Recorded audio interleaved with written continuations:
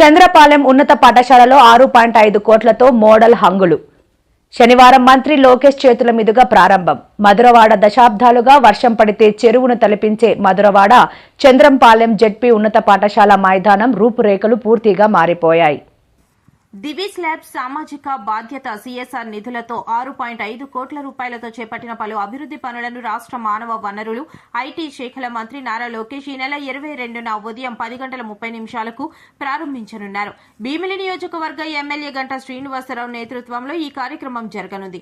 దశాబ్దాల కళ అయిన అండర్ గ్రౌండ్ డ్రైనేజీ వ్యవస్థను పూర్తి చేసి వర్షపు నీరు నిలవకుండా మైదానాన్ని ఆధునీకరించారు. విద్యార్థుల కోసం kabaddi, cricket, basketball, baseball, volleyball, shuttle, badminton కోర్టులను అందుబాటులోకి తెచ్చారు. విద్యార్థుల తాగునీటి కోసం ఆర్ఓ ప్లాంట్లు, జాతీయ రహదారి దాటేందుకు వీలుగా ఫుట్ ఓవర్ బ్రిడ్జ్ ని నిర్మించారు. స్థానిక కార్పొరేటర్ల చొరవ, కూటమి నేతల సమన్వయంతో దశాబ్దాల సమస్య తీరడంపై ప్రస్తుత విద్యార్థులు, స్థానికులు హర్షం వ్యక్తం చేస్తున్నారు. ప్రారంభోత్సవంలో భాగంగా మంత్రి లోకేష్ మొక్కలు నాటి అనంతరం విద్యార్థులతో ముచ్చటించనున్నారు. ఏర్పాట్లను విద్యాశాఖ ఆర్జేడీ విజయభాస్కర్, డీఈఓ ప్రేమకుమార్ అధికారులతో గురువారం ప్రత్యేక సమీక్ష నిర్వహించనున్నారు.